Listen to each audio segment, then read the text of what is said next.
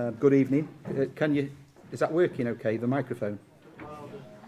Is that any better now? Yeah, sorry, it's kicked back in. Thanks for attending tonight. Before we get started, I've been asked to just raise the issue that the BBC will be recording tonight. Has anyone got a problem with that? And if they have, can they see Alice? She'll go through the protocol. It's been done for a 3-part series on BBC Two, and I think they're looking at sort of policing in particular within the area. So this will form part of that 3-part sort of mini-series which will go out at some point. Okay, so if anyone's got a problem in terms of recording, obviously make yourself known and we'll address that. First of all, I'd like to thank Mark and the staff here at Florence Sports and Social Club for providing the room free of charge, and it's a nice room, it's an excellent room, and we're we're collecting money tonight in aid of Dougie Mack. So it's a good local charity, and we as the Lightwood Community Group we'll give a £500 donation as well to same charity. So that's good. So housekeeping in terms of there's no planned fire drills or anything like that. So if the fire alarm goes off, let's leave the building and leave it in an orderly manner, please.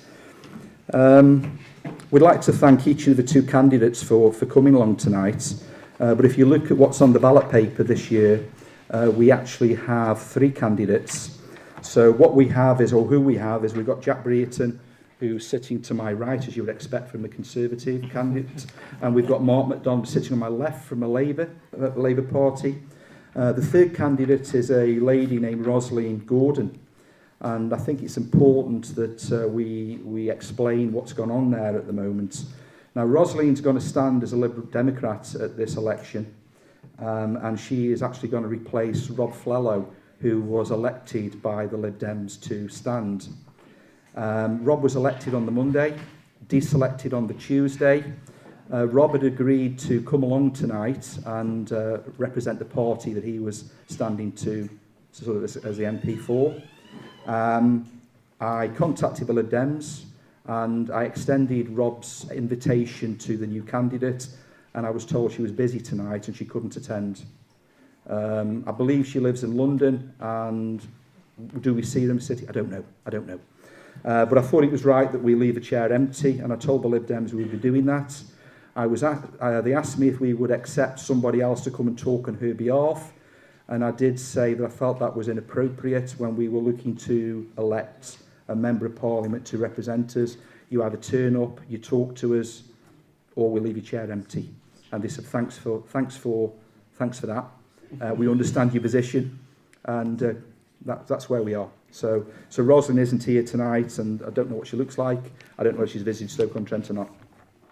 Anyway, I'd like to thank you all for your attendance this evening, and for any donations which have been given to the Dougie Mack. Again, it's a good local charity. 100% of the money that we do take during the night will go to the Dougie Mack. The room has been donated free of charge, and they've been a really good sort of supporter of the community at this venue, and so I'd like to thank the people here for that. We spoke about a raffle, and we're still deciding whether a raffle's the right thing to do. Depends on the attendance, because if we're going to donate again more funds from the community group, is it better to donate the money or is it better to have a raffle? And that's the sort of thing that I'll leave up to John and Marilyn to decide whether we run a raffle at the break. I must remind everybody that respect must be shown to anyone that's speaking tonight, and anybody that doesn't show respect will be asked to be quiet or even leave the venue. We don't want that. We think it should be conducted in a civil manner. Politics probably has gone beyond that in recent times, and I don't think we should allow that tonight, and I certainly won't be allowing that tonight. So we won't tolerate any abuse. Questions will be taken from the floor during the second half of the evening. So if anyone's got any questions, I'd like to sort of do that through filling in a form, which John in the corner over there has lots of forms. What we don't want is, we don't want sort of people standing up and asking the same question, or 20 questions the same. It's better to pool similar questions to make sure that everybody can have their topic of choice, in a sense, debated tonight. We hear so much spin and so much fake news that the Lightwood Community Group were asked if we would sort of run an event like this.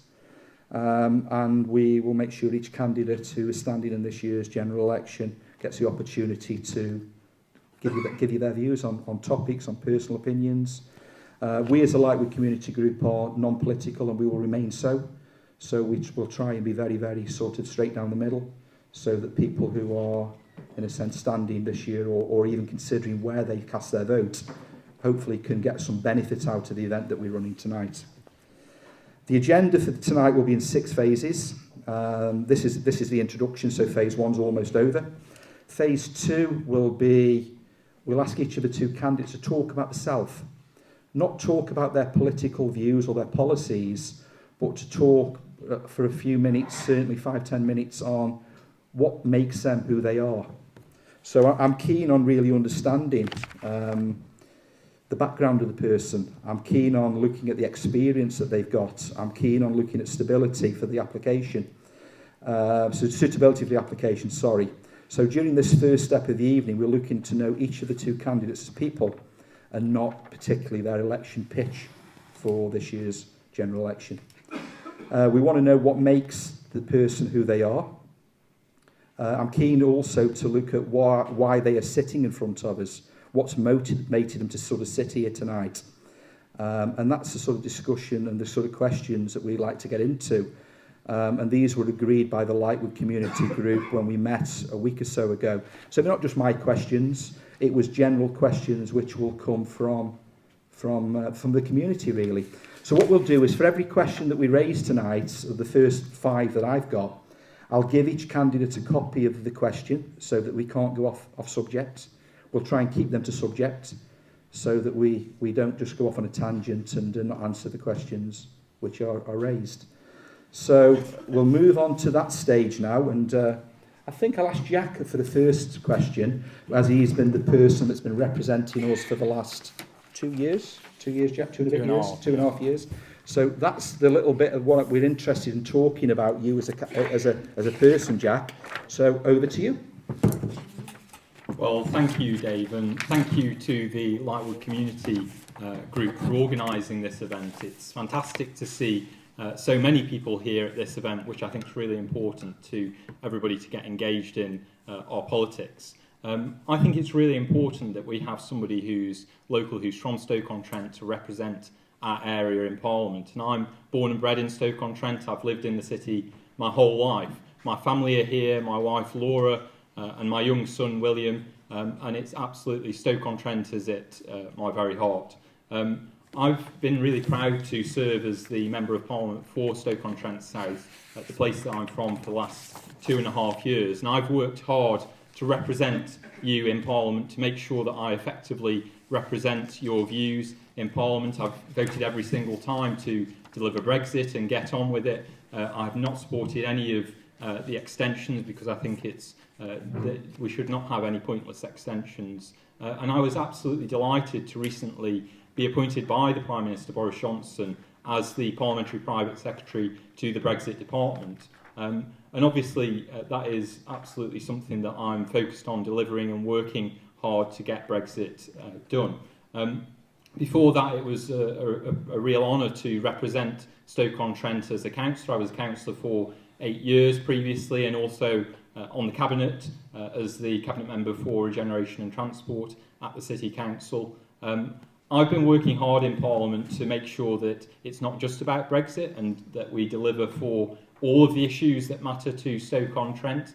I've been helping thousands of people through my local office in Longton. I've delivered hundreds of thousands of leaflets, surveys and letters over the last 2.5 years to make sure everybody's kept up to date with the work that I've been doing. And I've organised multiple coach trips down to Westminster, and it's been an absolute privilege to welcome lots of people from Stoke-on-Trent South to engage with our democracy and visit the House of Commons. I've also been working hard to ensure that we deliver locally, and I got involved in politics because I believe that we've been very badly let down for decades, actually, by politicians who'd not led this city, that had not provided the leadership that we need and not represented our city effectively. I got involved because I wanted to make a difference. I wanted to change things. I wanted to see improvements to our city. And I hope that we've started to achieve that. We've improved some of the things that really matter to Stoke-on-Trent. So I've secured the new health centre in Longton, which 3 failed attempts. Now we've finally secured, and it will be starting on site in the new year. Also, I've secured additional money for the hospital. So £26.4 million I've helped to secure for the hospital, and this is going to help reduce delays and to increase the number of beds. 64 of those beds have already been delivered.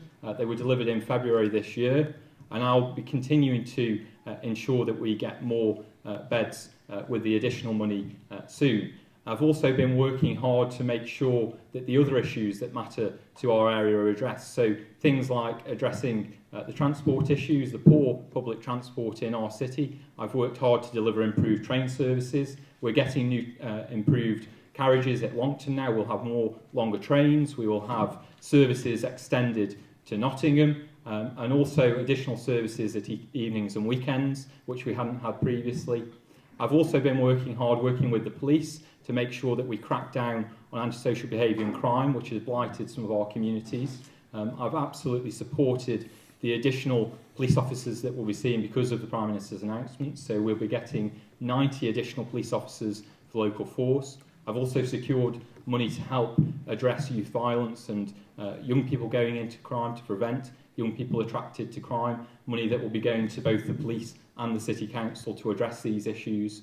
And I've absolutely supported as well taking a tough stance against those repeat offenders. So people who have repeatedly intimidated the Mere community, we ensured that 8 injunctions, working with the police, and I supported the police in those 8 injunctions that were put in place in Mere. In our town centres as well, I've been working hard to make sure that we get the investment we need in our town centres, and it was fantastic in the last week to see the new town hall fully refurbished and open now, the new public toilets that we've got in Longton, which look amazing. We've also got the significant investment that's going into Longton Exchange, and also the additional money that's going into the Heritage Action Zone. That will be bringing additional investment to get historic buildings back into use in Longton. In Fenton as well, I've helped to ensure that we're getting investment into the town. There's around £28 million that's going into Fenton to help redevelop some of those sites in the town centre, and also to help improve the iconic Albert Square. It's absolutely fantastic to see the investment that's coming in, but we do need to see more investment, and I'll be working hard to secure more investment for our area. I'll be working hard to ensure that we deliver on those priorities, that we get Brexit done and deliver for Stoke-on-Trent South. Okay.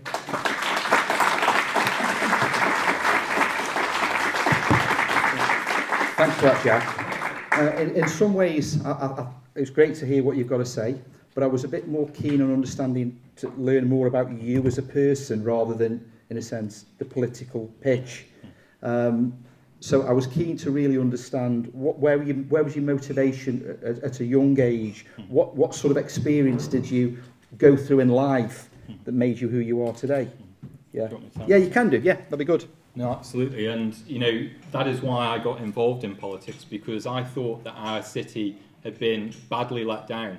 You know, I didn't have to go into politics. I was quite interested in lots of other things at college and when I was at Stoke-on-Trent Sixth Form College, I studied a number of subjects there. But I thought that we needed to improve our area. I first stood as a local councillor for the area that I represented where I lived previously, and that was absolutely what I wanted to do to help improve our area, because I believe that we can give a lot back to our community. I believe that we can improve. I think we're a fantastic area, but we need that leadership, and we need that strong leadership, and I believe that I could achieve that. I believe that I could make a difference, improve our area, and that's what the reason why I got involved in politics at a very early age, actually, is because I wanted to make a difference and to change things. Okay, thank you. Thanks, Jack. Right, Mark, your turn. Right. Hello, everybody. I am not a career politician. I have not spent my career in politics. I've been working now some 38 years at a school when I was 16 with no qualifications, and started working in my local factory and from there I went and got a job in my local hospital. I worked in the hospital as a general porter, then moved to the A&E department. I spent some time as a plaster of Paris technician, and then moved up to the operating theatre where I trained for a couple of years as a surgeon's assistant at the Birmingham Accident Hospital and the Queen Elizabeth Hospital. I then focused predominantly on cardiac surgery, moved to Harefield Hospital, where I specifically was assisting in cardiac and lung transplants, and did that for a number of years before I decided to go to night school. Went to night school, did a couple of A-levels because I didn't get any qualifications earlier on. Went to my local polytechnic, got a law degree, and I was called to the bar and became a barrister when I was 33. I've now been a barrister, criminal and human rights barrister, for 20 years. I've travelled the world doing international human rights. I've worked in the United States quite a lot on the death penalty, travelled across the South, working in Tennessee, Louisiana, Alabama, Mississippi, worked in Israel, worked in Palestine on a lot of international human rights work, worked in The Hague, worked in Strasbourg, set up a very large miscarriage of justice programme here in the UK representing wrongly convicted people. I've both prosecuted and defended in heavyweight criminal trials over the last 20 years. That is my background. And now, at the age of 54, decided I want to become an MP. My wife thinks I'm completely bonkers, but I'm very keen and I feel that I've got something to offer you and offer the community. Why is that? Why is it I want to get into politics? Well, you know, when I was working in the hospital, I started working in the hospital in 1983. It was under Thatcher. At the time, I don't know, many of you may remember the hospital cutbacks that took place under then Conservative government. Hospitals were closing down, wards were closing down, nurses were losing their job, and waiting lists started getting longer and longer. I saw elderly patients on trolleys for nights on end and days on end because there were no beds to go to. I remember working in the operating theatre and the ceiling collapsing in the middle of an operation because of a lack of repairs and lack of infrastructure and lack of money going in. And that's when I started getting involved in my local trade union. I became a shop steward and I started fighting back. And I started representing the workers in the hospital, the nurses, the doctors, and I realised that, you know, I wanted to do more. And later on, as I say, that is the reason why I felt, you know, I could be a hospital worker, I could be a surgeon's assistant, but if I wanted to represent you, if I wanted to stand on your doorstep, I needed to know a little bit more about the world. So that's why I went off and did my A-levels and went off to university and I went off to be a barrister. And that's why now, after 20 years, I think I can stand on your doorstep and talk to you, and I feel that I can be able to have empathy with you and be able to have that discussion. Because, I'll end where I started, I'm not a career politician. I'm just like you, someone who has worked all their life and feels that they want to give back to the community. And that is why I want to be a Member of Parliament. I hope that answers your question. Thanks, Mark. Okay, so I think at this stage we've heard from two of the three candidates who are standing at this year's general election to represent us in Stoke-on-Trent South. I hope that gives us both a little bit of an understanding of the two people, and that was the aim really tonight, to try and get to know Jack, Mark a little bit better, to give you the opportunity to hear from them both. I'm going to ask maybe 5, could be 4. Let's see how we go with the 5th one. I might leave that till the end. But we'll move on. And these questions were pulled together by the Lightwood Community Group. And we'll ask both candidates the same question. And we'll ask them to, again, address us all and do it on social media. And obviously some of this may even make the BBC. So if you look at the economy, and let's talk about the economy. The economy data suggests that we are facing a downturn in the UK, maybe a downturn globally. I'm happy to highlight or discuss the national figures, because I've got loads of national figures if anybody wants to talk about them. Hopefully we won't need to go into that level of detail.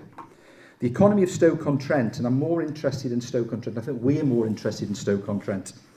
And we look at the changes which have gone on over probably since the 70s really. We have lost much of the industrial heritage that we had, and probably some of the more skilled and higher paid employment in the area has sort of gone away from us now. If we look at British Coal, no longer exists. We look at British Steel. I worked at British Steel British Steel Core Starter for 28 years. I understand that business inside out. It's no longer in this area. I look at the pottery industry, and it still survives. It's probably more niche, and we've got some smaller quality producers, and it's excellent that we still have. And then we look at the Michelin. The Michelin is an area that was a big employer for the area. It still employs, it's a smaller number. And we've replaced that with a number of warehouse type distribution centres. We've got a number of call centres in the area. And there's nothing decrying these employment sort of opportunities, but we do seem to have lost our way a little in terms of big industrial producers in the area. If I look at wages in Stoke-on-Trent, and this is where I really start to sort of focus on what can these two people sitting next to me start to offer. I look at the national average wage, and in February it was declared to be £35,058. I look at Stoke-on-Trent, and the average wage in Stoke-on-Trent is £24,000. So we're 32% behind the national average in this area. And I'm really keen to start to try and look into how can people start to bring employment of a higher standard to the area so that we can start looking at improving living standards in the area. We can see lots of people having photo shoots. They're great, but really what we want to know is what the politicians are going to do for our area. I would say you've both got a responsibility if you're elected for our city. I don't believe you should have a responsibility for the next 4 or 5 years. I think you should have a responsibility for the next 4 or 5 generations. So how do we improve living standards? Aspirations and expectations need to be improved in the area. It's our home. We want better, and I think we deserve better. At this time, we have a city which is unable to have a Christmas tree, so we don't see Christmas trees because the budget doesn't stretch. And we've all got to manage our budgets. There's one in Longton. Is there? Yeah. Oh, yeah. You've not seen it? No, not yet, no. Should go Okay, I'll go have a look. And Yeah. there's one in Fenton. Yeah. There's one in Okay, but I mean, the press was saying the other day. And there's one in Bearsman, and there's one in Florence. Okay, that's good then. Good, I've got it wrong then. Okay, well done, thank you. So the question we really got for the two politicians. It's a very big mine. You'd have to look at it very carefully. Oh, do you? Okay. Big enough though, mate, isn't it? Okay. It was Radio Stoke the other night was saying we're having no Christmas trees this year. Don't trust the BBC. Okay, all right, fine. Okay, so what we really want to, the question we really want to ask tonight is we want to know what each candidate and each political party has planned to stimulate investment into our area. We want to see what's going to happen with higher skilled and higher paid jobs, because we're really keen, it's really important that we improve living standards in the area. And I think we can only do that by bringing investment into the area. How do we bring big manufacturing or higher value manufacturing or other industries into Stoke-on-Trent? I'd appreciate your views on that. Mark, do you want to go first? Oh, I can. Well, the first thing to say is it's a complex issue, and me as your MP, if I'm privileged enough to be elected, is not going to be able to change things overnight, because after years of lack of investment in a community, you're not going to be able to come up with a magic wand and do something about it. However, stepping back, when you look at the area, we've got 17 food banks. 17 food banks feeding thousands of people in Stoke. Over the summer, 8,500 families had to be given food to feed their children. We have children going to school hungry because their parents can't afford to feed them at home. We have people that live in houses that are cold because they can't afford heating. We have a crisis here, and it doesn't have to be that way. So I think we need to start thinking about having a holistic approach, not just one approach, to what are some very complex issues. We train doctors, we train dentists, we train teachers, but they don't stay here, they leave the area, they go elsewhere. So we've got to make the place attractive for people to live in. We've got to make it attractive for people to want to come and work here, but we also got to be able to build the skill base to make sure that those companies come here and want to build here and have the right skill base so people can go and get jobs in those companies.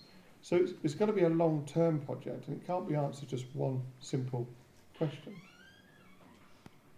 So we'll talk about investment. Now, I'm pleased to say that obviously things are going to profoundly change, and we're going to come on to the environment, I'm sure, at some point in the future in this debate and this discussion. And when we do, you'll hear about some of the things that we're going to be doing. But one of the things that Labour has promised to do is build a huge factory here when it comes to building batteries for electric cars. And it's going to be based here in Stoke. It's going to be a massive investment. It's going to create thousands of jobs. So that's one small thing, but it's not enough. You know, one of the things that I've noticed in Longton, I don't know if you've seen this, we have a Woolworths in Longton that closed down 15 years ago that still sits there on the high street. A derelict building that still has a sign outside. Now, it's still there. We might, just down the road, have a nice new centre that just conveniently opened up the day that the election was called. But just a few yards down that, we have a derelict building that I think was used for growing cannabis for a long time at some stage, still sitting there with Woolworths. It's an indictment upon this city, and it's an indictment upon this council, this Tory-led council, that has left it that way, and it shouldn't be left that way. So let me say that we are going to invest in the city, we are going to be there, but it's a much more complex issue. We have to make sure that we build an education establishment that's able to invest and make sure we have skilled people, so when we build factories here, we've got people who can work in those factories. Thanks, Mark. Okay, Jack? Thanks, Dave. Absolutely agree that we need to increase wage levels in this city. We've seen wage levels that are far too low, and it's not good enough that we have some of the lowest wage levels in the whole country. I want to see those wage levels go up, and our employers locally have been doing an amazing job to increase the number of job opportunities in the city. I very much support the work of our local businesses that has seen a significant number of new jobs being created, and we've seen Stoke-on-Trent going from one of the worst economies to actually one of the fastest growing cities in the whole of the country. We still have a good share of our economy that is manufacturing based, so around 15% of our local economy is actually manufacturing, which is much higher than the national average. And that's because we do have some fantastic local employers locally who are in manufacturing. And we need to support them to take on more work, to employ more people, because that's the only way we're going to get more of those highly skilled, highly paid jobs in this city. And I also very much support the Conservative commitment to increase the living wage. That will go up to £10.50. We want to see that rise up to £10.50 so that the lowest paid get more money for the work that they're doing. And I think that's absolutely essential for cities like Stoke-on-Trent, that we see more people with money in their pocket and more money with less taxes as well, because I think the less taxes that we have on ordinary working people, the better, because that means more money that they can spend in the economy and more money to invest. And we need to see more opportunities coming into the city. Education is critical to that in our city. We still have improved significantly, but we still lag behind some of those regional and national averages, and that's not good enough. We need to see better schools in our city. I'm supporting a new secondary free school for the south of the city because I believe that will create the secondary places and increase standards in the south of the city. We need to see those standards rise. I'm absolutely delighted as well that the Secretary of State for Education announced recently that the Opportunities Area programme for education in the city is going to continue. So that's been helping to boost up standards, and £18 million has been secured just for Stoke-on-Trent to continue that programme so that all of our schools can benefit from that.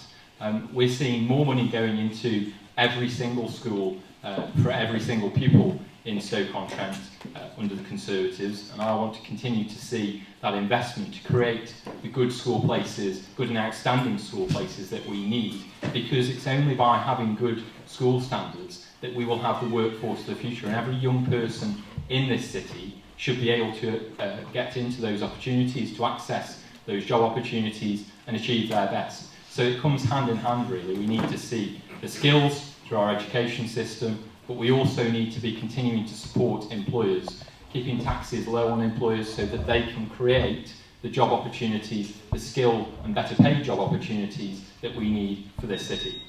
Thanks, Jack. I think one of the questions that I'd like to come back to both of you with, I know that the Labour Party have spoken about a minimum wage of £10 per hour, and I think the Conservative Party are talking about a living wage of £10.50. When does this come into effect from? Well, as soon as we get into government. I mean, let's get it right with all these promises that are going backwards and forwards. It was the Labour government that introduced a minimum wage. I remember when they did, and I remember seeing people working as security guards for £1 or £2 an hour. We introduced the minimum wage, and we will continue to increase it until the living wage happens. Now, all of a sudden, with a general election on the horizon, the Conservative government have now decided they want to have a living wage, they want to invest in this, in the National Health Service, in schools, in our police force. But we've got to remember something, that for 9 years we've had a Conservative government that have decimated these services. Absolutely decimated these services. There's a reason why food banks have tripled in Stoke-on-Trent. It's because of the austerity measures that have been introduced by a Conservative government. There's a reason why we have so many problems with our benefit system, because of the universal credit system. I can say that under a Labour government, we will ensure that there will be no more food banks, that universal credit will be abolished. We will ensure that the promises that are made are promises are followed through, because we have a history of doing that. We have done it because we've introduced it. Whereas we are following on from a Conservative government that has done exactly the opposite. You know, as a court, as a barrister, when you're prosecuting someone in front of a jury, what you tend to do is you look at their record and you say, well, members of the jury, can you trust that person? Look at their criminal convictions. You know, they've got all these convictions for drug dealing. Do you trust that they're not a drug dealer now? So you look at them and you present it to the jury. So just ask yourself this one question. When the Conservative government are saying, we can do this, we're going to do that, we're going to invest in this, look at their antecedents, look at their previous convictions, and ask yourself, do you trust Boris Johnson?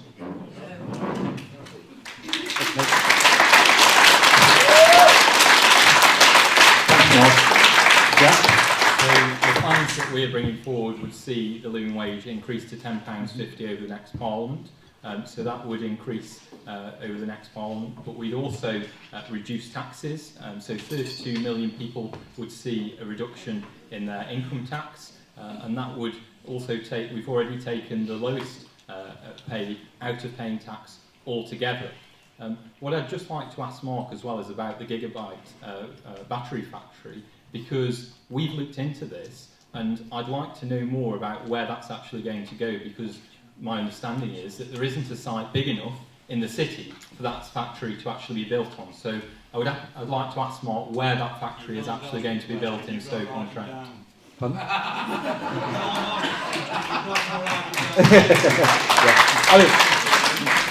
My response to that, and that being non-political, is I don't really care where it goes as long as it brings quality jobs to the area. Well, it's certainly not coming to Stoke-on-Trent. You can build it on the fields of Lightwood. Yeah. That'll do. You know, Is it going to go on the green belt, Mark? you know, the people, we're not the people who are building houses on the green belt. You are, but you know, Where? Can you tell me where? Where are these houses on the green belt, Mark? Because that is totally untrue. Let's all try and calm down. And Mr. Gentleman, if you want to start commenting on Hustings from a secretary position, please don't. It's rude and arrogant. All right, if you can. Thank you. All right, okay. So, what Labour has said is that it wants to. Yeah,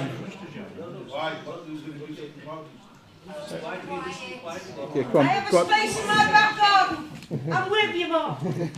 The fact is that the fact is let's just the fact is that what Labour has recognised is that there is a need for investment and there's a need to build infrastructure. Now we can quibble about the detail if we want to. Where is it going to go? How big is it going to be? But the fact is, and this is the most important fact, that Labour sees that there is a need to provide investment in a city that hasn't shown, and it's going to do that. So when we are in government, then we can start looking at sites, then we can start looking at where these things are going to go. But right now, let's just be grateful and be happy that we have a government, have a party that really wants to invest and really wants to create jobs. Okay, thank you. Okay, thanks both. I think there's a general consensus there that we need investment in the area, and it's up to whoever's elected to be pushing, to be striving, to bring higher investment, higher wages, higher skill sets into this city. Do you want to add to? Yes. Can I ask you, Mr. Chairman, to call order to this? You've already said at the very beginning that questions will be asked. If you can't chair a meeting that's in order, we're not going to hear anybody's views or the answers. So you need to hold it. Let's do that. So let's stop the shouting out then, and let's move on so everybody can hear what's got to be said tonight, and let's have some respect for people speaking. Okay, we'll move on. The next question that we have is associated with climate change. So the climate change and environment is something that's becoming more and more, in a sense, in the press. And I think everybody accepts that we've got to do something to look after our own planet. The UK has a current target for carbon to become carbon neutral by 2050. If we look at sort of what's gone on in the UK to sort of try and strive towards, in a sense, giving us power, giving us energy, I look at nuclear and I look at Toshiba. Toshiba wanted to build a nuclear plant up in Cumbria. That got withdrawn this year because the costs were spiralling. I look at nuclear and I look at Hinkley Point C, and that's currently running at 2.9 billion over budget. And if you look at the current estimation on the cost for 1 megawatt hour of energy, it's £106. If you look then at offshore wind, so the new deal that's recently been done for wind farms built from 2025, we've got a comparable £39.65 as the estimate for offshore wind. So you compare that with the latest view on nuclear at 106, I think we're starting to sort of look where the value is going to come longer term. Then we look at homes in Stoke-on-Trent. Stoke-on-Trent has an outdated and an inadequate transport system. I think Jack mentioned a little bit around that earlier, which is not adequate for long-term investment into probably in industry as well. So we need to improve the network. We need to improve the quality of air in the city. We look at, with the EDF being the ones that we're doing Hinkley Point, we're actually allowing the French to come into the UK to run, well, we'll be running our nuclear plants. So if we look at the questions which we've got really associated with that, really it's 4 parts, 5 parts even. We want to know what the policy for each of the parties are, and we want to know what the strategies and promises that are going to be made from each political party associated with the environment and our planet. We also move on then and say, what is the role of that in Stoke-on-Trent? So what role can Stoke-on-Trent play with investment going forward and sort of nuclear, or sorry, not nuclear, but investment going forward for jobs and things in this segment. Can we lead the way with training and education? So can we become a specialist area? The roads and transport network around Stoke-on-Trent is outdated and inadequate. If elected, what would you do? What would you campaign for, and how would you help deliver the improvements that we all want for our future generations? And what commitment can you give towards an attendance in the wider electorate of Stoke-on-Trent if you are elected as our Member of Parliament at the upcoming general election? What are you going to do? What's your action plan? How are you going to do that? Jack? Well, thank you, Dave. And as you've already mentioned, that we want to move to net zero by 2050. This is absolutely a key target, and we are leading the world in achieving that. We've already ensured that we are reducing our greenhouse gas emissions. We have reduced it faster than any other G20 member, and we want to continue that work to ensure that the energy we're producing is green, that it's from renewable sources, and also that we now tackle issues with transport. As you've already mentioned, the transport in this city is totally ineffective.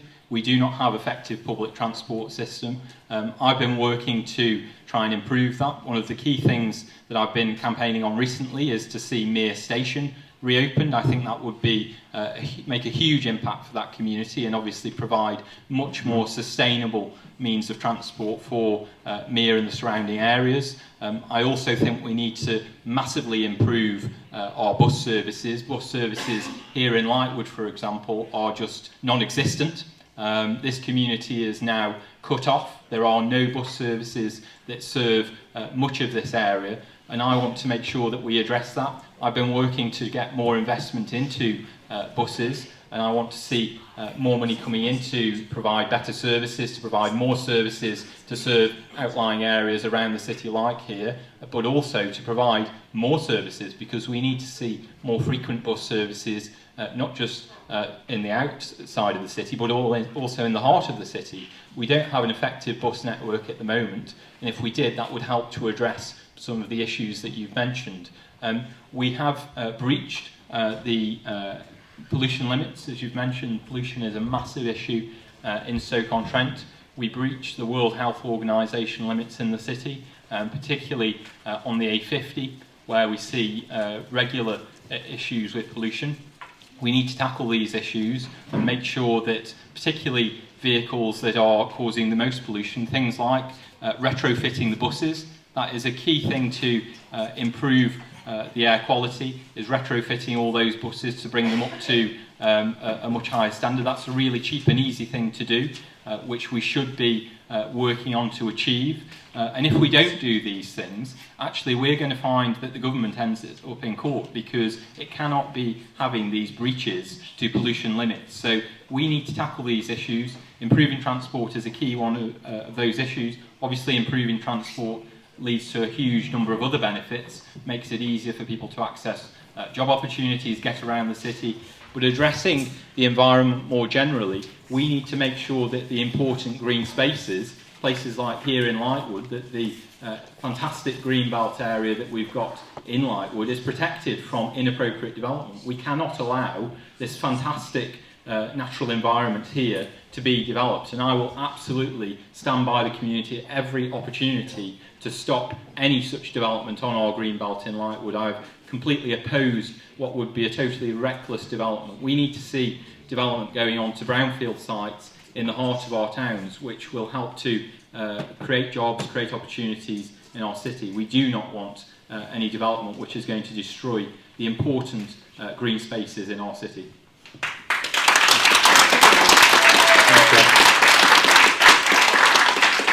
Okay, that covers most of what we said. I was just interested in knowing, can we do anything in terms of education and jobs in that area? I would agree, Yeah. Totally. Yeah. So it's just how we do that. How do we challenge our MP come the end of this year about trying to sort of ensure that we're at the front of the queue, not at the back of the queue, when it comes to investment for jobs and for education, really. What? Try use this one. Hello. So the Labour Party has declared that it's a environmental emergency. and it's going to be at the centre of our manifesto tomorrow when it's launched, is having a Green New Deal, and it is absolutely crucial that we do something about it. We are running out of time when it comes to the environment and climate change. There are a number of ways that we can tackle it. I mean, Jack's mentioned a couple. I think we can go a lot further here in Stoke. Firstly, I think buses are important, but we should start looking at trams and having a fully integrated tram system, electric tram system across the city. Secondly, I think we need to start investing a lot more in relation to electric cars. Within 10, maybe 20 years, petrol and diesel cars are going to be phased out. We're going to be having electric cars all over the country. We're going to, as a Labour government, we will be incentivising car owners to get rid of petrol cars. We're going to have loan-free so people can buy electric cars. We're going to have electric terminals. I think we're putting in 3.2 billion of an infrastructure, so it's going to go all over the country. So we're going to be able to have electric cars where people can obviously then be able to invest and be able to have more cars, greener cars across the country. But we have to do a lot more than that. So I think we need to renationalise the railway system. We have to have cheaper railway fares. We need to start thinking about less flying internally across the country.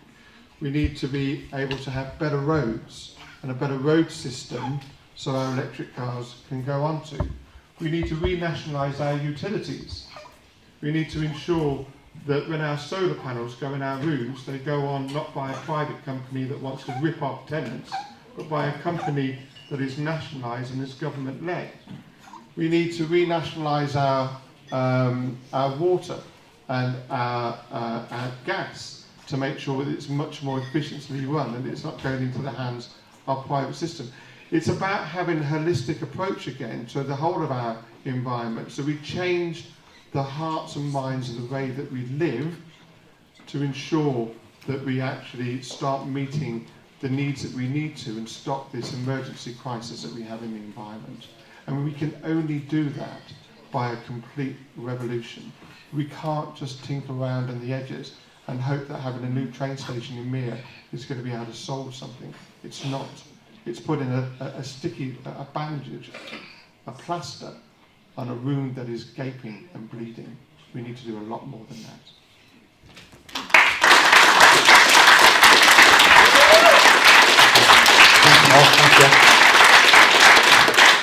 Okay, so let's move on to the National Health Service.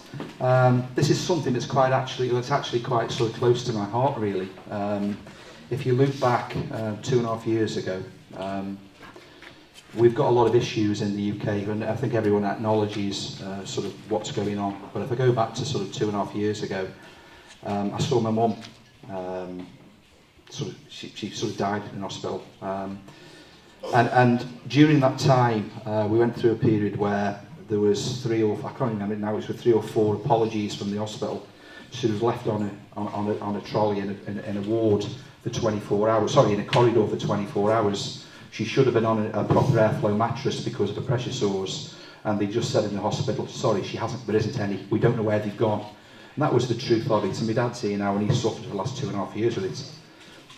But we saw that, and we sort of, there's me, I'll have a fight, and I had a complaint, and I did that a few times, and I kept getting back, I'm sorry, it shouldn't have happened, and I've got that sort of in writing 3 or 4 times. And that's not what it's about. It's not about me and my mum, but it's what I can sort of remember going through that.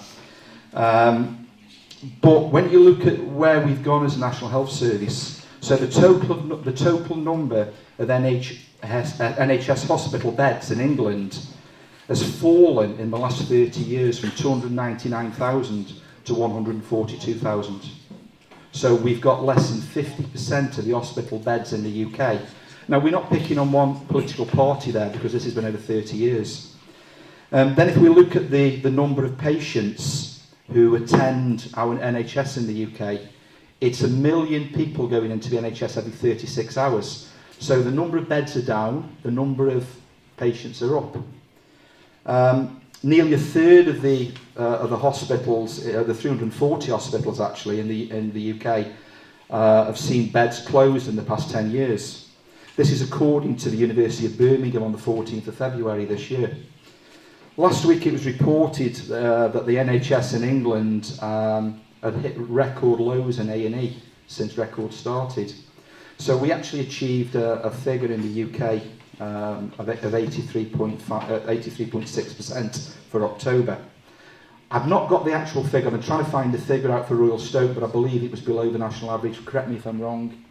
63.3% in September. Okay, so as you can see, again, Stoke-on-Trent is lagging behind. We've got a wonderful new hospital, brand new built, but we're still not delivering the national statistics that we set out as a country. And we've not yet hit winter. So once we hit winter, we're probably going to be in a worse position than we even are now. So there's a lot of games being played with the National Health Service in terms of we will do this, we will do that. But I'm keen really to understand, please tell us what your parties are going to do at a national level. But you know what? I care more about Stoke-on-Trent than the national level really. I think we live in Stoke-on-Trent and I think it's important that we start looking at what whoever's elected as our next MP can help with. How do we improve the local performance of the local hospital? Because I think we deserve better in Stoke-on-Trent than when you look at the education levels, when you look at, we've spoken about the economy being 32% behind on salaries. Can we be at the front rather than at the back of the queue at times? So let's talk a little bit about what we can do, or what you can do, gents, as the next, well, the MP at the end of this year, and what you can do to try to help improve Stoke-on-Trent or the Royal Stoke in terms of getting it up the league table. We shouldn't be below average. You know what? We're below average in everything that we look at in Stoke-on-Trent, and I don't think we should accept that. I think we as people deserve a bit better. So, and I'm not trying to get political here at all because both parties are promising to put more money in, but I want to see what we're going to do for Stoke-on-Trent, not just have national figures bandied about. So, I think it's your turn first, Mark, isn't it? I think so, yeah. So, as you heard when I started off, my background was working in the National Health Service, working in both A&E and working in the operating theatre. And I think I described to you one of the reasons why I sort of got passionate about politics was what I saw under the Thatcher government in relation to old people on trolleys for 24 hours a day, waiting lists significantly increasing, and effectively people dying before operations were taking place. That's happening again. That's happening again. For the last 7 years, that's happened again. Our health service has gone into rapid decline as a result of lack of investment, as a result of lack of nurses, lack of doctors.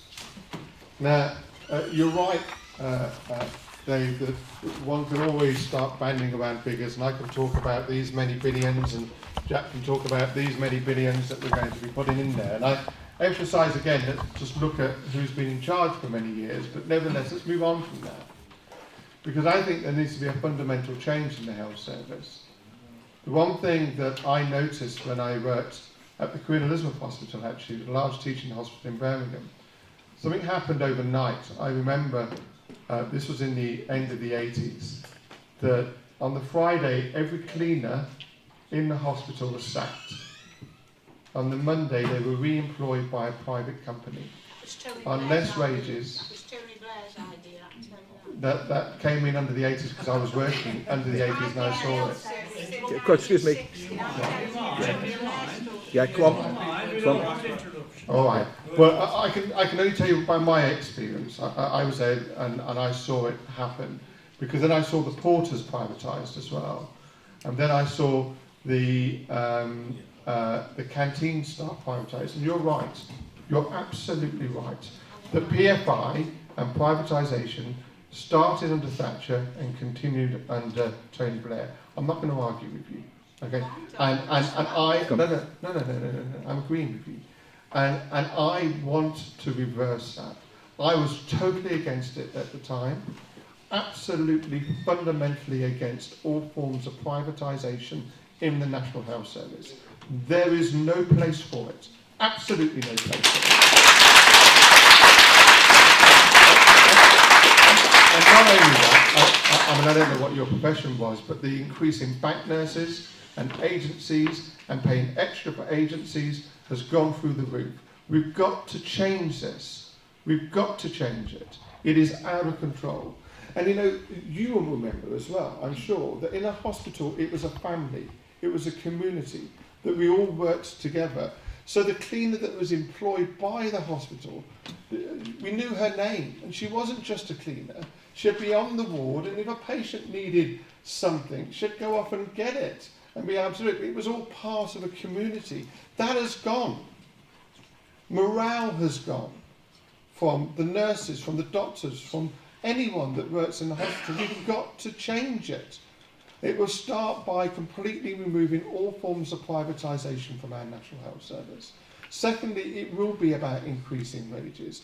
Thirdly, it will be making sure that we've got enough staff. You talk about your mother. I watched my mother die in a hospital because of a lack of nursing staff. Yeah. She died because we didn't have the resources in the very hospital that I trained in. Yeah. You know, it is wrong. It is wrong that we are faced. It is wrong. I spoke to somebody the other day who went to the A&E with her daughter who was 7 years old, who was ill. She got there at 8 o'clock. She saw a doctor at 5 a.m. What is that about? We live in the 5th richest country in the world and we don't have a doctor see a child who is sick. It cannot be right. We've got to change. Absolutely, we've got to change. Renationalisation, more staff, more employment, bring things back into the community. That's what we need. Okay.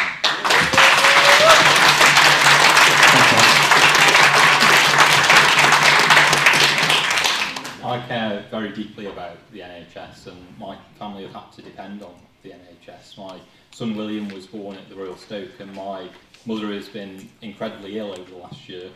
She's been in hospital several times, and it's been a very difficult time. But and my mother-in-law is also a nurse in the NHS, so the NHS is something that I care about very much.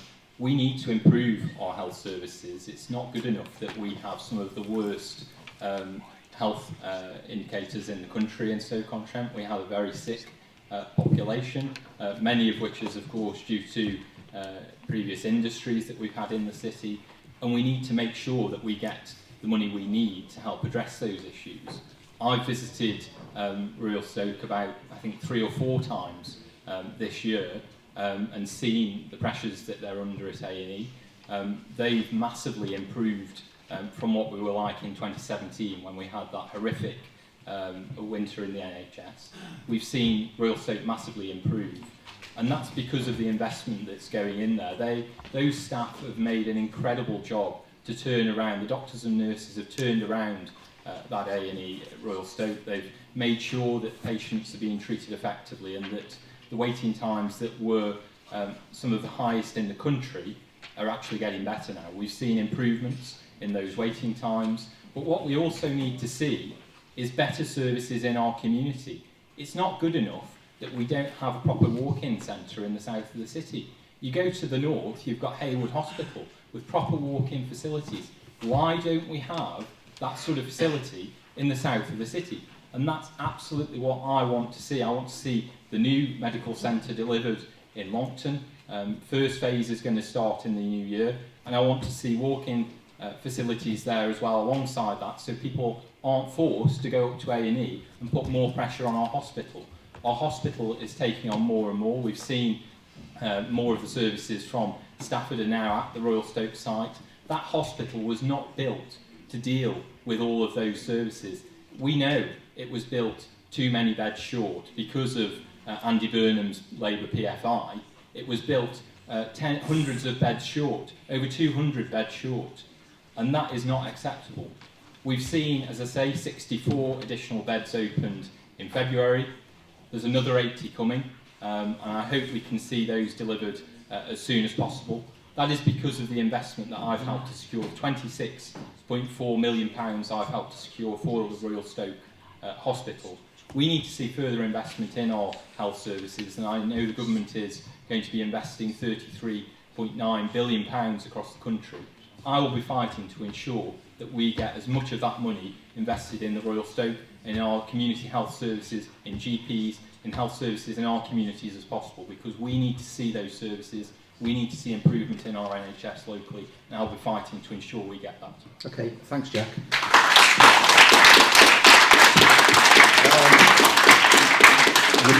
You mentioned then that the improvements in the A&E that we've seen in recent times, Yeah.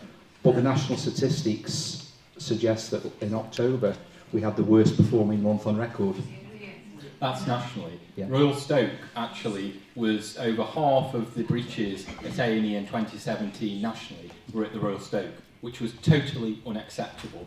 We've now seen that significantly improve from what it was, and we've also now seen the Royal Stoke come out of financial special measures. This is the first time ever that the Royal Stoke has hit its financial control totals, because it is now actually getting the money it needs to invest. However, we're still suffering because of the PFI. We're still suffering. We're paying around £15 million a year. We're paying £15 million a year locally just on servicing the debt from the PFI that we've been left by Labour. That is totally unacceptable. Money that should be going to help people who need it, help treat patients in our hospitals, is just going to service debts. That is why we've cancelled all future PFIs, and I'll be fighting to ensure that we pay a much lower interest rate on those debts in the future. We're currently paying double. Because of the PFI, we're currently paying 6% on that debt. The Treasury rates are around 3%. We need to make sure that that debt rate comes down to 3%, so that less of the money is going just on servicing debt and can actually go in treating patients and making people better. I don't care about...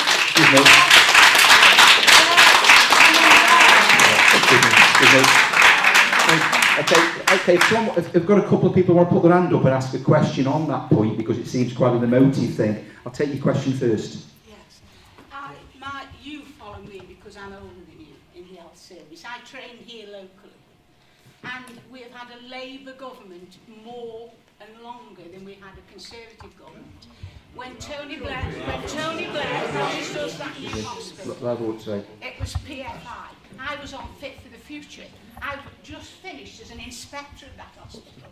I know it inside out, and I'm telling you that in Fit for the Future, when that was bought, we just had a survey done where we were called the sick city. Yeah. And it's, as Jack said, we inherited industrial disease. It came out that we needed a certain number of beds. Nobody in industry would touch that. We ended up with Rokeland and Sodexo. Now, I did some research on Sodexo, and we found that on a Channel 4 television programme that mouse droppings were found in their factory. Now, they started off supplying airlines. Can I ask you what your question is? We stopped. The point I'm making is this. At every juncture, we on the Community Health Council tried to stop this PFI because we don't employ anybody at that hospital, believe it or not. When we've paid what I call the mortgage, we've got no maintenance staff because Sodexo have it. We'll have no porters, Sodexo employ them. We'll have no kitchen staff, Sodexo. Okay. And I'm telling you now that when we've paid that mortgage, we will need a vast amount to get that up to date. Yeah, is there a question that I can put to the question is this. You are not from round here, and I don't want to sound rude to you, I don't mean that. You have had experience in the health service. When you're going to represent here, you need to do the history of here, not where you were, here. Because we were a city. I think the rest of the Conservative Association agrees. So this is what you need to do. Yeah. So I'll ask Mark to reply to that, because I think it's right that Mark gets the opportunity. Yes. All right. Let's be clear, and it's important that we are. Labour have not been in government for 9 years. So to blame the poor and disastrous National Health Service on Labour, I'm afraid, is pure fantasy, as far as I'm concerned, because it is the lack of investment. And just picking up on Jack's point, of course, he picks up on your point about the PFI and says it's all about this debt. In fact, it's not all about this debt. It's about the fact that we have significantly underfunded our health service. We have significantly underfunded, so you have to wait for dental care, GP appointments and A&E appointments. So we can focus upon one hospital and one PFI if you want to, which I disagree with fundamentally, PFI, I do, but nevertheless it's there. But if the government wanted to change it and overcome the debt, they would have put more money into it to make sure it was done up and it was ready and it was able and fit for purpose for this city, but it wasn't. Let me give you another question about being local, though, because I think it's very important. You're right. I come from Birmingham and I live here now and I've got a house here for 2 years. Does that mean that a person who doesn't live or wasn't born here can't properly represent the city? Does that mean, because you'll find that every great leader throughout history, be it from Churchill to Macmillan to Attlee, didn't actually come from the city that they were actually elected in. But that did not mean that they weren't great leaders. I'm not saying I'm putting myself in those frames. What I'm saying is that I think it's a little bit, if I may say so with the greatest respect, short-sighted just to think, well, simply because you don't come here doesn't mean you can't best represent. What we've got to look for is the qualities of the individual and the experience of the individual. You may not think that I've got the experience, and that's fine. But to turn around and pick on one small point and say, well, I wasn't born here, so I can't represent you, I think is, with polite respect, wrong. Okay. The lady over on my left-hand side. Hello there. My mum, I nursed her for about 12 months. When she went into the Haywood, they left her with a bad place. She got dressings where she was like soiled. They tried to put her in bed with wet dressings. I fought everything with the NHS. She even went into the main hospital and had to have a safety order from the social services on them. They need better services. I don't think anyone disagrees. I think it's a horrible story. But is there a question that you want me to put to the panel? Bring on Labour, shut out that boy. Okay, well, let's move on. Okay, but, yeah. Okay then, so we've sort of touched on... we'll take 2 more questions and we'll have to move on. Right, question for you, Mr. McDonald. That's me. Obviously, we've talked about finances and stuff and the NHS and how everything is, but we've talked about how the government's, how many years a government has lasted. The question for you is, when Labour last left government, which was 9 years ago, there was a note left by the then Chancellor saying, sorry, there's no money left. Sorry, there's no money left. How can you trust Labour to carry out carry out and run the government? Well, it was Well, it was a note that was left. Okay. If it's in dispute, I will let Mr. McDonald I'll come back. Okay. I'll come back. Let's answer the question and then we'll move on to the next one and the last one. All right. Let's quickly answer your question. It is by convention when a government steps down, another government goes over, that a minister will leave a small note to the minister that's coming in to follow them. It happens in every department. It's happened for over 2 centuries. It just so happened that the Conservative minister thought that it would be clever to leak his note, which obviously went as a joke. Since then, let me finish. Since then, the Conservatives, I think this small patch here, have Mark, can we say? have tried to use that to protect the credibility. And they've also, of course, used the issue of the economic crisis that took place in 2009, 2010, 2011, which we know was a global economic crisis and a global crash. But of course, they blame Labour. But that doesn't get away from the fact, and I still come back to it, that for the last 9 years we have been punished under dishonest policy of austerity by a government that didn't need to do it. How do I know they didn't need to do it? because they have completely reversed the policy now when they want to be elected back into government. Because They got rid of actually it. working. And it wasn't about fiscal responsibility, it's all about the fact that Boris Johnson has manipulated an election to ensure and made sure that he's promised everything to ensure that he is elected. And that's what's happened. And that's what's happened in the last 9 years of a Conservative government. And we've got to remember that. We haven't been in power. You can go back over history, and I'm sure that I can come back over 25 years when Thatcher was in charge and what they did under their government and use that against them. But you know there's a global economic crisis. You know what the country faced. And I'm pleased to say that under Labour policies for about a year after the global economic crisis started, we were able to steady the ship. But it came in, the Conservatives took over and, in my opinion, brought in the food banks, brought in the holiday hunger, made sure that children suffered as a punishment because we didn't need austerity. We didn't need it.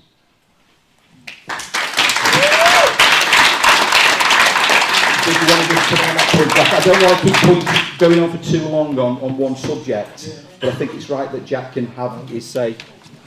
I'll tell you why we had to go through austerity. It was because the economy that was left behind was a complete disaster. We faced complete end of the economic mess that was left by Labour after in the election was a disaster. We had to ensure that we could live within our means, and that's why we've been doing those policies. And it's not just at the last election. Every time we've had a Labour government, they've left the economy worse than they found it. And we need to ensure that we actually deliver wealth through businesses in this country so that we can reduce taxes. And that's the only way that we're doing it now, is because the economy is healthy again. We've seen significant growth in the economy. The economy has continued to grow. We are a growing economy. I don't know why you laugh, because the economy is growing. And it's continuing to grow. And that's why we can now afford to invest in the public services that matter, in the NHS, in education, in our police, because we have the money and are able to do so. Yeah. Can I just, while we're talking about the national economy, I thought we probably would get onto this subject, and I didn't really intend to start coming out with statistics and figures. But I looked at the national debt, and the national debt at the end of the last financial year, so the end of March 2019, was 1,821.3 billion, or 85.2% of GDP. Which is 25.2% above the reference value of 60% set out in the protocol of the executive deficit procedure, which is a European thing. The general government gross domestic debt first exceeded 60%, which is the Maastricht reference value at the end of the financial year March 2010, when it was actually 69.6%. The general government deficit, or the net borrowing, was 25.5 billion in the financial year ending March 2019, or equivalent to 1.2% of GDP, and 1.8% below the reference value of 3% set out in the protocol of the executive deficit. So I think what we're saying is that we're in debt as a country. You look at inflation, and inflation's currently at 1.7%. And you look at what's causing inflation at the moment, and the largest downward costs of inflation are motor fuels, second-hand cars, electricity, gas, and other fuels. These are all statistics given by the National Office of Statistics, the Office of National Statistics. Then you look at what's actually pushing costs up: furniture, household appliances, hotel overnight stays, and from recreation. So really, what we're saying is, the things we like to do are costing us more. The things we don't like to spend money on is coming down. In summary, thousands of people now are in debt over soil and plastic. Yeah. What Jack agreed to. we'll come on to that. We'll come on in a bit. Please do. Yeah. Okay. So when you look at unemployment in the UK, we're currently showing a national statistic of 3.9%, which is actually up about 0.1% from last year. Then we look at the number of people who are working on 0 hours contracts. So So I tried to go into different areas when I was looking at this, and at the end of the year, it was 905,000 people sitting on 0 hours contracts, which actually works out at 2.5% of the working population, which is up from 804,000 in 2015. You look at the UK manufacturing. UK manufacturing is, there's a thing called PMI, and we actually are at 48.3% for September from the previous 6.5-year low. So you go into then construction, and what we're seeing is construction's at a 10-year low. So all the statistics that the government, I say the government, Jack, but the organisations that sort of do the national statistics are suggesting that we're in debt more than we think we're in debt. People talk about being the 5th biggest economy in the world, and that's something that Mark said. But if you actually look at what we are, we're actually the 5th biggest. We're the 5th biggest, or the highest individual output. So manufacturing, we're the 5th biggest. But when you look at actual wealth of people, it depends how you do the calculation. So the UK has fallen in terms of wealth. So if you look at pure GDP, we're the 20th richest country in the world. If you look at something that they class as a little bit more, actually looking at what's in people's pockets, we're actually the 29th richest country in the world based upon GDP per capita, so by individual person. So when you look at that, we aren't as rich as we think we are in the UK. National debt's fairly high. All the indicators are negative in the last year. Now, you can argue probably that's because we're going through a period of Brexit and there's uncertainty. But the indicators are longer term. It just shows that we don't have the money, but everybody wants to spend unless we do something slightly different. We're going to talk about education next, and some of what I was going to talk about here was in what I was preparing for education. And you look at the education standards in the UK, and if you look at the UK standard compared to a global standard, in science we're the 15th best country in the world. If you look at mathematics, we ranked at 27 in the world.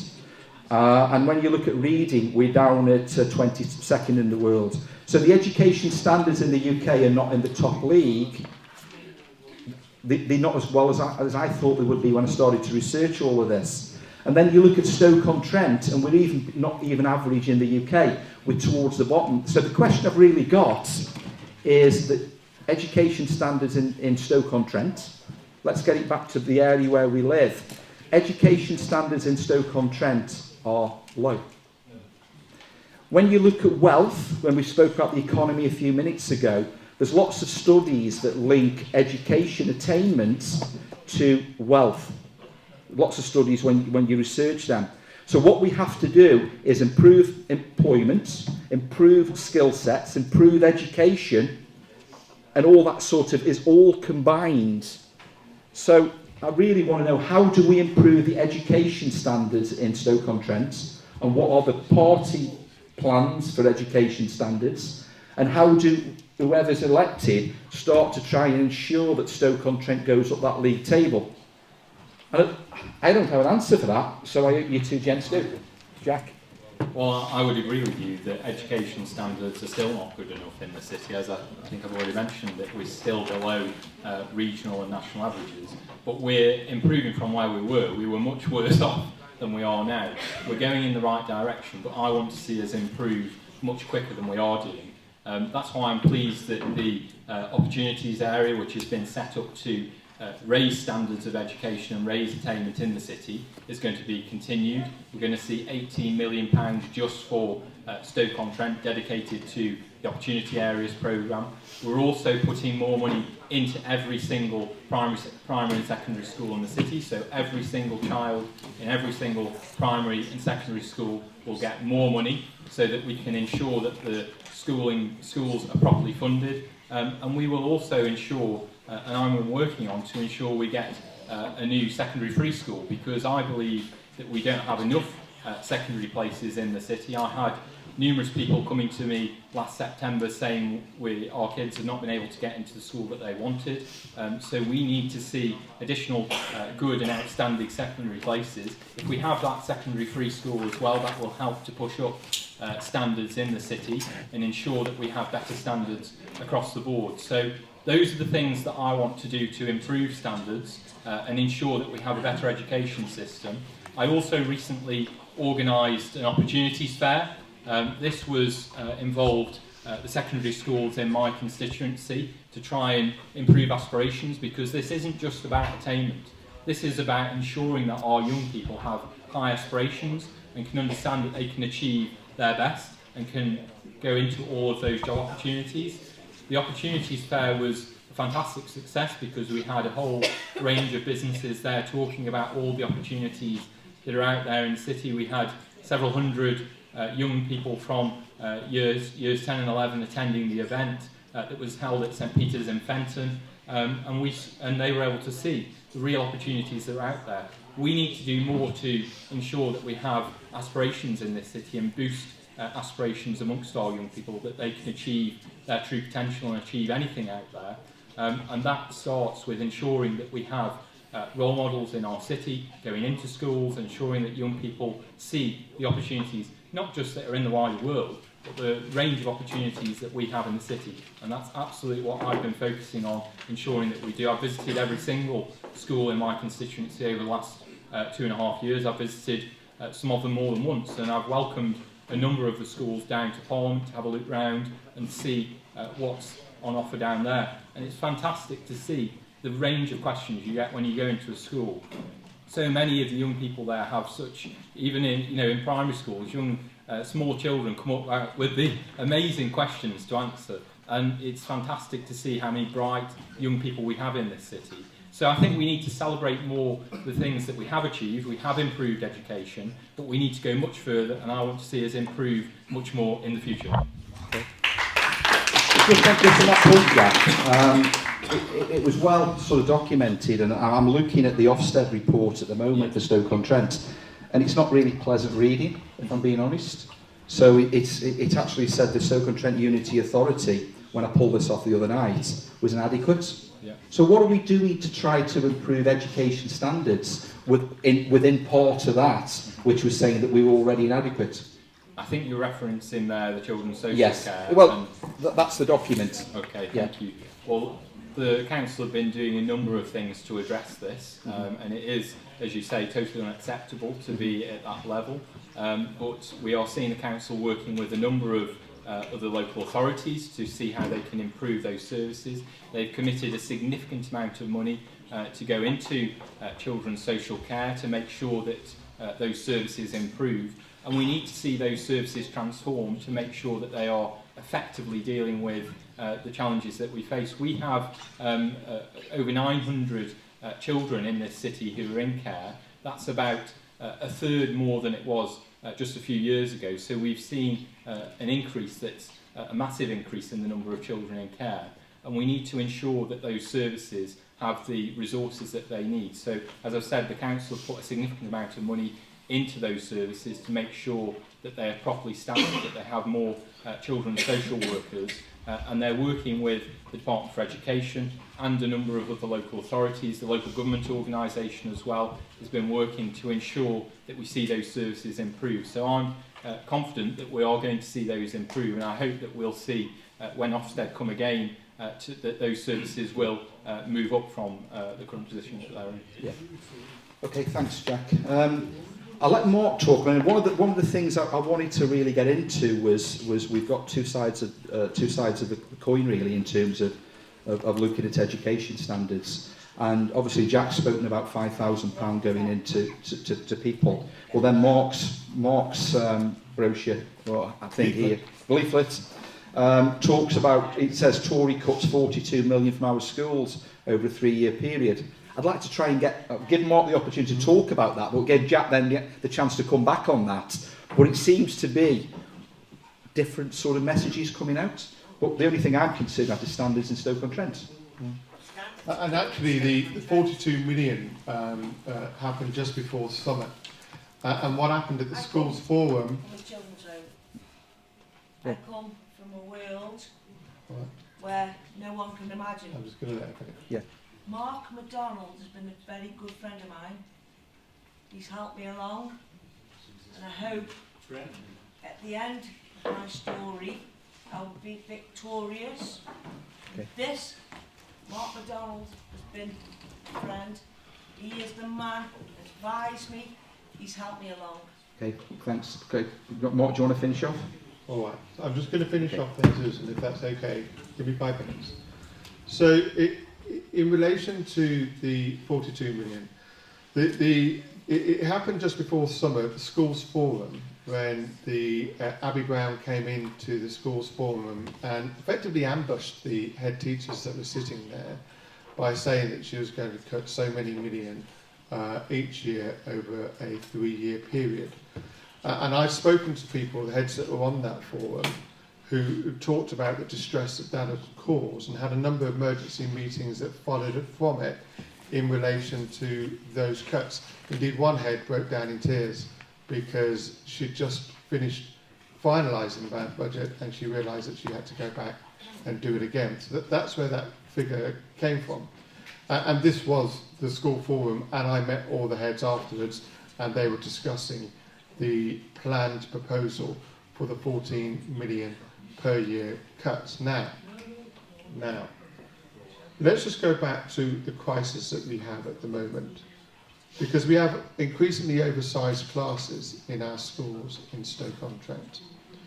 We have a morale of teachers which is in its boots, because teachers are overworked, they're not paid well, teaching assistants, lots of them have lost their jobs. Parents are having to buy equipment for their kids, basic equipment to go to school. I've already mentioned children who have going to school because they can't, they don't have proper feeds, so they go to school hungry because of other complex social issues. I've heard of one teacher giving her lunch up constantly to a child because he's hungry. We're living in a crisis state in our education system, but our teachers are some of the best in the world, in this country and in this city, because they're dealing with all this and they're working hard, but they're working under intolerable circumstances. But there's something new that's happened only recently, which is in relation to an implementation by Abby Brown again. She went to the schools forum yesterday, and they started introducing this concept of trading services, effectively trading children between the schools and trading children from one school to the other, and for schools to be able to bid for services.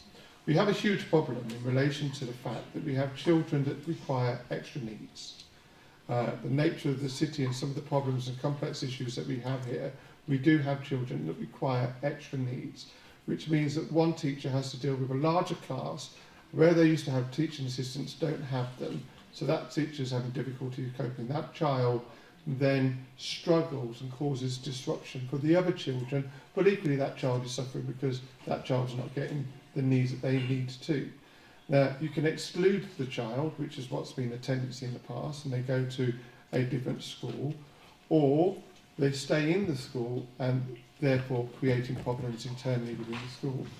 And what's happened, particularly under an academy state system that we have, is that budgets have been under more and more pressure, and Abby Brown has now introduced a system of trading services and applying a statutory minimum, a lowest amount possible. This country, that might do well for Leafy Surrey, but it does not do well for Stoke-on-Trent. A minimum requirement rate is what she's saying needs to go out, and people are supposed to trade services for the council with each other to be able to get funding in for these extra needs children. It's not going to happen. Children are going to go and suffer. It's going to get worse. It's going to get worse unless we change it. Now, what we plan, first of all, let's think of the bigger policies. Tuition fees will be abolished. It should never have been introduced in the first place. They will go, number one. Number two, according to the National Audit Office, we have 178 schools in poor condition across the country. We're going to be turn that around. We're going to get more teachers and we're going to pay them more. We're going to get teacher assistants in so we can look after those extra need kids that need to be looked after. So, and I nearly forgot our main policy, we're going to get rid of academies. We're going to get rid of academies. We've got to get rid of academies. And we're going to bring it back into democratic control. And that is what's needed. So we're going to have a profound change. Not just the children, but also in adult learning. When I went back to night school, it was free. Now you have to pay for it. When I went to university, I got a grant. Now you have to pay for it. You don't get that. I didn't have to pay tuition fee. I couldn't have coped with paying tuition fees and having to pay it. Wouldn't have been able to afford it. Now you've got to be able to do it. Now you have to pay it. So hopefully, well, when we have a Labour government, we will abolish that and we will turn that around and we'll make sure that we have a decent and proper education, fit for purpose, fit for all. Okay, thanks, Mark. Jack just wants to come back on that point. Well, I'm quite appalled by what I've heard, that academies in this city are going to be abolished. They have seen massive improvements in academic standards because of academies in this city. And that would mean that parents would no longer have the choice of where to send their kids. They would all be within local authority control, and that would mean that teachers are not in charge of their schools. I want to see the professionals, the teachers, in charge of the schools, and that's what the Academies programme does. Now, to get back to the issue around the high needs budget, which I think is what Mark was talking about, this budget has seen massive overspends in the city. This is money that goes to children who need that extra support, special needs children, SEN spending. This budget has been around £17 million overspent in the city, and that's because we've had children in inadequate places. We've seen the highest in the West Midlands in terms of the number of children who are in placements out of city. That means children being sent around the country because we don't have sufficient special needs placements in the city. We had one child that was on nearly £100,000, this placement was, in the Lake District.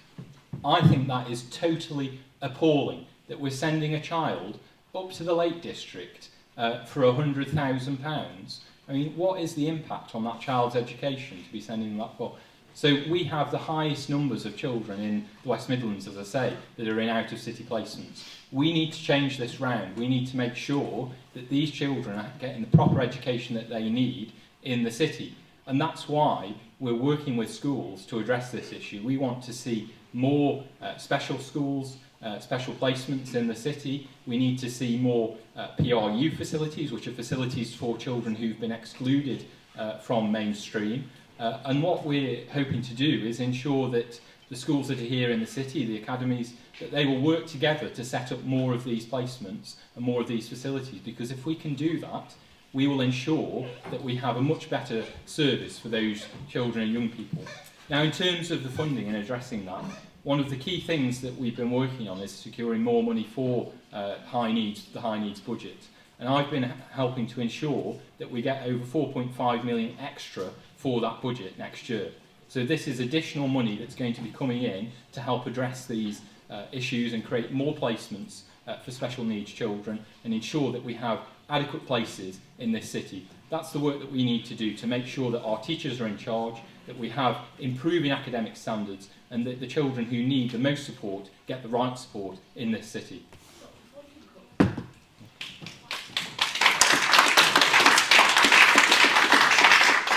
I just wanted to come back on one small point, if I'm allowed to, Chair, and that's about freedom of a choice of where your child is allowed to go. And I think Jack started off with saying, I'm absolutely appalled that the academy is going to go. That means that parents are not going to have choices to where they send their children.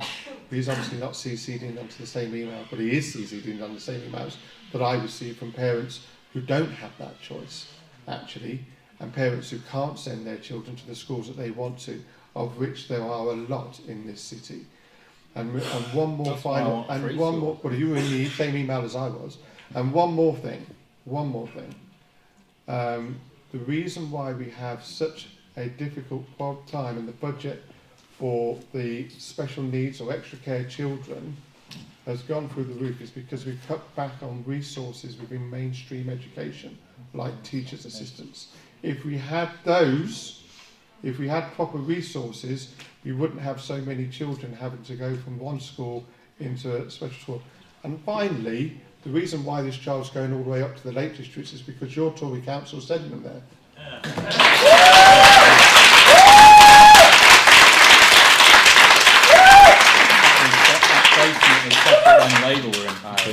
Okay, right, I've got one more question. I didn't know whether to leave this one till the end, but I'll do it now anyway before we have a 10-15 minute break. Right, the question to both of you gentlemen, as we've seen lots of games being played in Parliament over probably the last 6 months, maybe even 3 years. The question is if your political party whipped you to vote in a certain direction and your job depended upon it, where would you draw the line and vote against your political party? Do you want to go first? Was that me? Yeah. Oh, all right then. I can tell you this. I'm going into politics at 54. I haven't been an MP before. I have my own views, my own opinions. There are many issues that I am concerned about. Let me give you an example. If the government of the day, a Labour government to which I was an MP, said they wanted to bring back the death penalty, I'd say no. If the government of the day said that they wanted to go to the Iraq war, I'd say no. If the government of the day said that they wanted to bomb Libya, I'd say no. There will be many things because I have a personal view. I'm not a loyal soldier as such. I don't just follow the leadership. When you elect me, you elect somebody that goes with a set of values that I have gained over 38 years of working, both in industry and in the health service. And I think that is the most important thing that one can have of a politician, not someone who campaigns to remain and votes to remain one day and then goes to Parliament and then votes to leave the next day, then votes for votes for a no deal, then votes for a May deal, then votes for a Boris deal, and does everything that he can possibly do to maintain their position so they can get a little job in government. No, you'll have an independent person that will go there and will have his own mind and make his own decisions on what he feels is right for not only the city that he represents, but what is right morally for himself.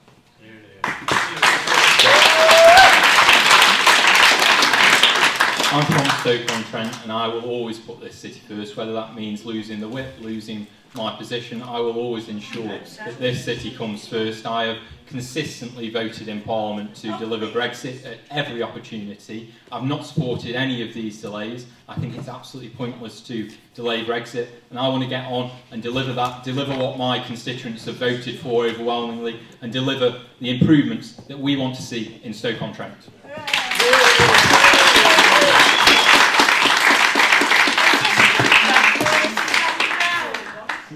Jack, is that you or is it Abby Brown saying that? Because you seem to follow the That's lead. Okay. Right. Go on, I'll take a question, yeah. Can I just ask just one quick question on that point? If it was something that the City of Stoke-on-Trent voted for unanimously, but your political party was against, what would you do then? I'd vote for what the city wants every single time. I think it depends. I came back to the issue in relation to the death penalty. Now, in certain circumstances, the death penalty can be quite popular. Let's say there's a terrorist event, or let's say that there's somebody who's murdered a child. Then you can see how the fever comes up and people want to bring back the death penalty. I'm fundamentally against it. So with me, you know that there are certain issues where I won't cross the line. And if that means that at the next election I lose it because I didn't follow the line, so be it. So be it. I'm you know, that's who I am. Okay. A question for Jack, really, and it's probably a little bit unfair because Jack's the only one that's been in Parliament. Have you ever voted against a whip? Well, I didn't support the extension. Did you vote against the whip? I didn't support the extension, so Jack, that is voting against the whip. Yeah. Okay. Okay, right, that's all the questions I've got, well, at this stage. We'll take about a 10-minute break, so if anybody wants a drink or a rest break, and then we'll come back and we'll look at the questions that you've raised from the floor, and we'll put them to the panel. Okay, thank you. Drink,